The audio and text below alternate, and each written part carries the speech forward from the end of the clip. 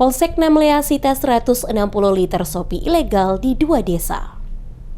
Aparat Polsek Namlea kembali menunjukkan komitmennya dalam memberantas peredaran minuman keras ilegal di wilayah hukumnya. Dalam pelaksanaan kegiatan rutin yang ditingkatkan, petugas berhasil menyita sebanyak 160 liter minuman keras tradisional jenis sopi dari 2 desa di Kecamatan Namlea. Operasi yang dipimpin langsung Kapolsek Namlea, Ibtu Charles Langitan, menyasar Desa Persiapan Marloso dan Desa Jamilu. Dalam patroli tersebut, petugas terlebih dahulu menemukan 35 liter sopi di Desa Persiapan Marloso. Selanjutnya, sekitar pukul 15.50 waktu Indonesia Timur, tim bergerak menuju Desa Jamilu dan kembali menemukan 25 jerigen sopi berukuran 5 liter atau setara 125 liter.